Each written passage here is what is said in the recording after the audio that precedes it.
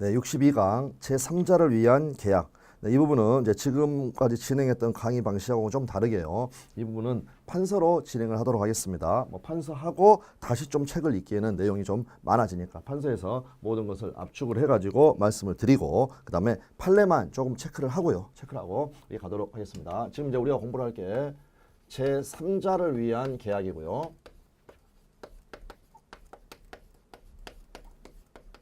이 단어에서 알 수 있는 것은 이 제3자니까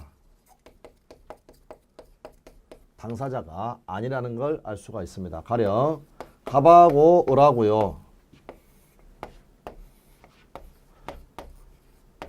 매매계약을 체결합니다. 그래서 갑이 자기 소유의 부동산의 소유권을 을에게 이전할 것을 약속을 하고 을이 대금을 지급할 것을 약속을 하는데 통상의 경우에는 대금 받고 어떻습니까? 대금을 누구한테 줍니까? 매도인에게 주죠. 매도인에게. 근데 그게 아니라 당사자가 아닌 이러한 병이 바로 제3자입니다.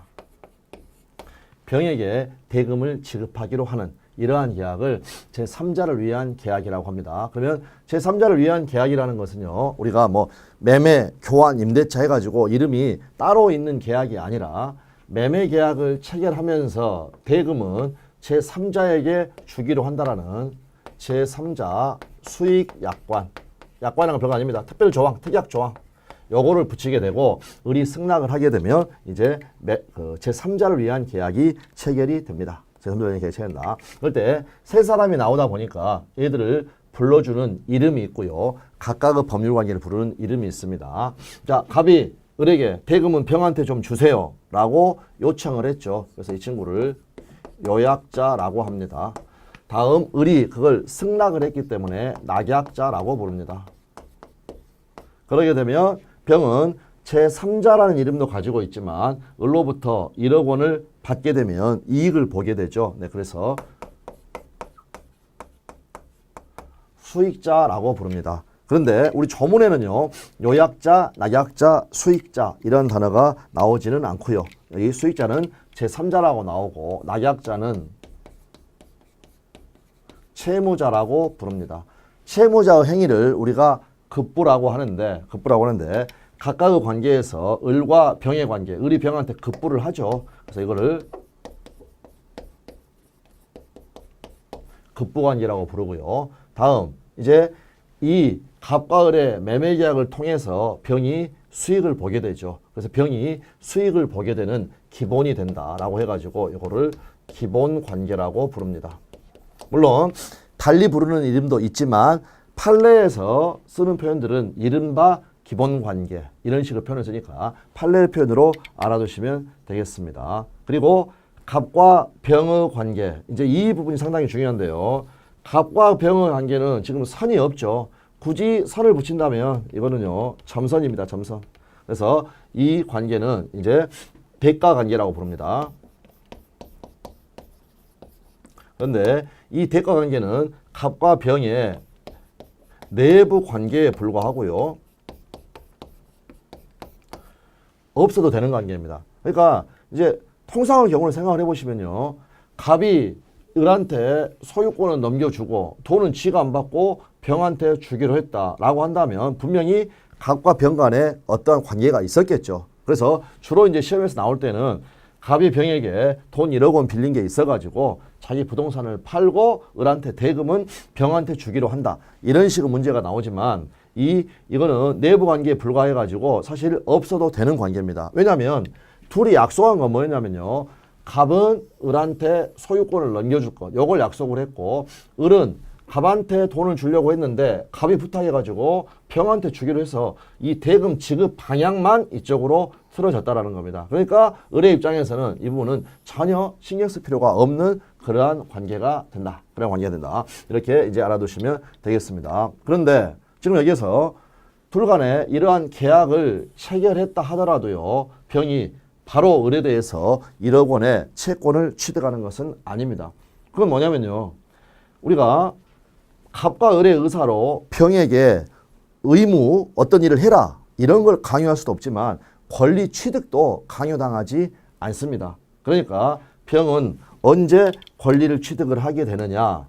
자기한테 줄 사람이 있죠. 이 낙약자, 채무자에 대해서 수익의 의사표시를 내가 자 너한테 돈 받겠다. 수익의 의사표시를 했을 때 어떻게 된다? 권리를 취득한다.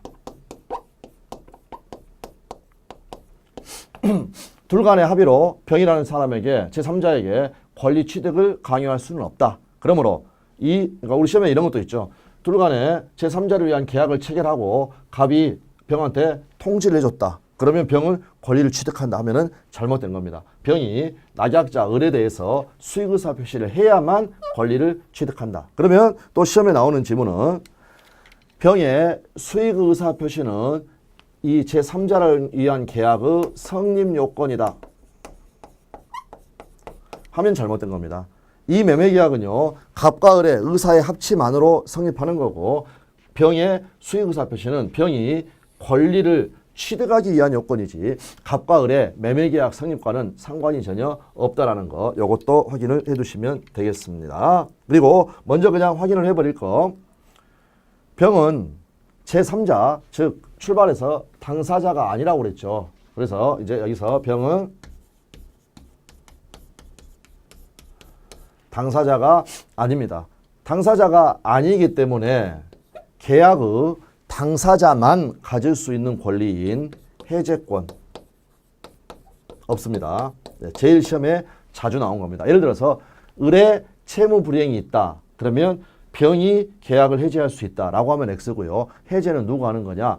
요약자, 갑이 할 수 있는 거지. 당사자가 할 수 있는 거지. 그럼 지금 여기서 나왔으니까 을의 채무 불이행이 있으면 요약자가 해제를 할 수 있는 겁니다.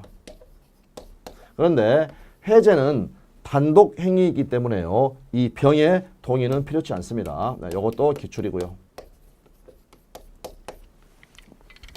그래서 이제 해제권도 없고 그다음에 혹시 이 계약에 취소 사유가 있더라도요. 취소권도 없습니다. 다음 이 계약이 해제가 되었을 때 원상회복을 청구할 수도 없습니다. 해제가 되었을 때 원상회복도 청구권도 없다. 그 다음에 또 중요한 것은 계약의 해제로 인한 원상회복은 당사자 간에 하는 겁니다. 갑을 간에. 그러므로 병에게 원상회복을 청구할 수 있는 권리도 없지만 을이 병에게 그러니까 병이 을에게 원상회복을 청구할 수도 없지만 을이 병에게 또 원상회복을 청구할 수도 없습니다. 그래서 이것은 원상회복의 상대방도 될 수가 없다. 상대방 될 수가 없다. 이 부분은 다시 한번 말씀을 드리겠습니다. 다음 당사자라는 것은요. 이 계약의 효과가 귀속되는 사람 그 효과가 귀속이 되어가지고 권리나 의무의 주체 즉 권리나 의무를 가질 수 있는 사람을 이야기를 하고요. 그러므로 당사자라면 권리 능력이 있어야 됩니다. 권리 능력이 있어야 된다는 말은 사람이어야 된다는 거죠. 그런데 이 수익자 제3자는 당사자가 아니기 때문에 태아도 가능합니다. 다음 설립 중에 법인 태아하고 마찬가지죠. 설립 중인 법인을 수익자로 해가지고도 제3자를 위한 계약을 체결할 수가 있다. 그러면 태아를 생각을 해보시면 수익자는 제3자를 위한 계약 체결 당시에 특정되어 있어야 하는 것도 아니고 현존하여야 하는 것도 아니다라는 기출질문이 여기에서 나오게 되겠습니다. 또 하나 이 제3자는요. 제3자를 위한 계약에서 이 제3자는 그 제3자가 아니다. 이 부분도 아주 중요한 부분이 되겠습니다. 그러면 도대체 그 제3자는 뭐냐? 우리가 의사표시나 해제에서 보호되는 제3자가 아니라는 겁니다.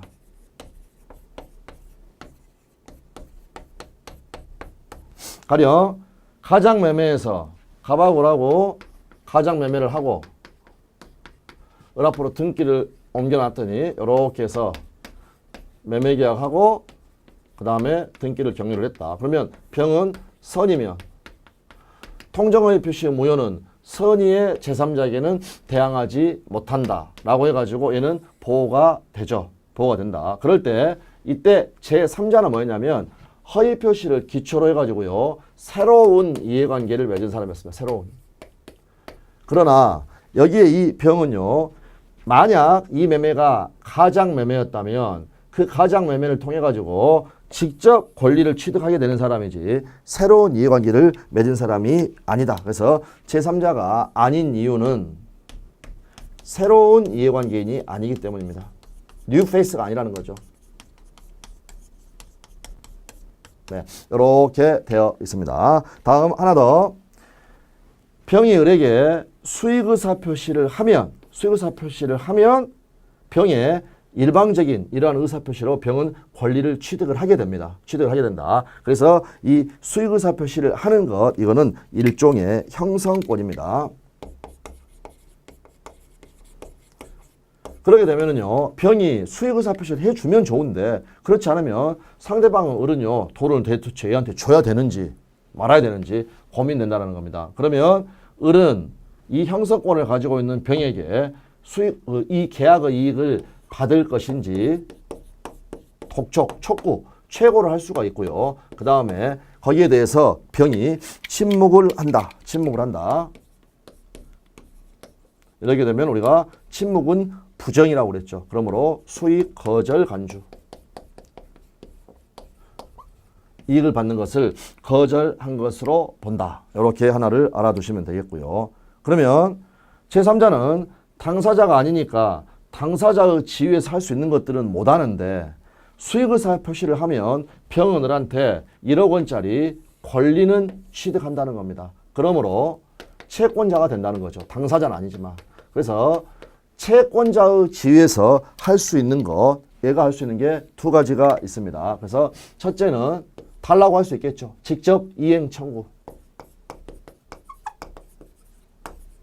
이건 할 수 있다. 그 다음에 채권자의 지위에서 이행을 제대로 안 해가지고 손해가 있으면 손해배상을 청구할 수 있다. 네, 여기까지 이렇게 확인을 하시면 되겠습니다. 이제 다음에 조금 헷갈릴 수 있는 게 있는데요. 여기서 자, 이 매매 계약이 가령 무효다. 또는요, 이거 한번 생각해 보십시오. 우리 동시에 한 명 꼭 생각하시고. 병이 을한테 수익의사 표시를 해가지고 병이 을에게 1억 원의 지급을 청구해 왔습니다. 그러면 을은요, 갑이 등기서류 안 주면 나는 너한테 대금 못 주겠다. 동시행한명권 행사할 수 있겠습니까? 있어야 너무 공평하죠. 그러니까 이 부분은 무슨 말이냐. 갑과 을의 매매가 문제가 있으면 자, 무효면 안 줄 수 있다? 거절할 수 있다. 예, 안 줄 수는 있다는 겁니다. 안 줄 수 있다. 안 줄 수는 있다.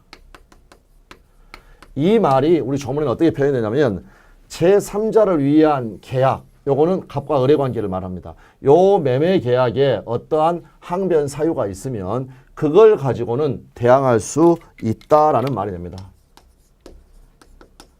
대항할 수 있다. 그러나 여기서 또 하나 아주 중요한 것은 안 줄 수는 있으나 이미 줘버렸다면 뺏을 수는 없습니다. 왜 뺏을 수가 없느냐? 청사는 당사자들 간에 하는 거기 때문에 을이 병에게 원상회복을 청구할 수 없다고 그랬죠. 원상회복은 상대방도 안 되기 때문에 다시 정리. 갑과 을의 제3자를 위한 계약에 무슨 항변 사유가 있다. 그러면 대항할 수 있습니다. 가령 그 계약이 무효다라고 하면은요, 대금의 지급을 거절할 수 있다. 동시항변권도 행사할 수 있다. 그러나 계약이 무효 취소가 됐더라도 이미 이행을 한 게 있으면 뺏을 수는 없다. 그런데 갑과 을의 관계를 가지고는 대항할 수가 있는데 문제는 뭐냐면 여기서 갑과 병의 관계는 내부 관계에 불과하고 없어도 되는 관계라고 그랬죠. 그러므로 아주 중요한 부분입니다. 갑, 병 사이의 법률 관계, 즉 대가 관계의 항변 사유, 이거 가지고는 갑도 다음 을도 대항하지 못한다. 대항하려고 하게 되면 어떻게 하느냐? 대가리를 콕콕 맞게 된다. 그래서 이 부분이 대가리 콕콕 사건. 둘 다 맞기 때문에 콕콕 사건 이렇게 이름을 붙입니다. 그래서 가령 둘 간의 법률 관계가 무효다. 을은 병에게 이 대금 채무의 이행을 거절할 수 있다 하면은 X. 이거 가지고는 거절하지 못합니다. 그대로 돈 줘야 한다는 겁니다. 요약자도 마찬가지입니다. 자기가 을에 대해서 부담하는 의무 이행을 거절할 수 없다. 거절할 수 없다. 네, 그래서 지금 이 부분에 이제 시험에 우리가 출제됐고, 그 다음에 판례고, 조문이고 중요한 부분들이 전부 다 압축이 되어 있으니까 요걸 기본으로 하고, 그다음 여러분들이 그 테마집을 한번 읽어주시고요. 그 다음에 앞으로 모의고사 등을 통해서 문제풀이로 풀어보시면 되겠습니다.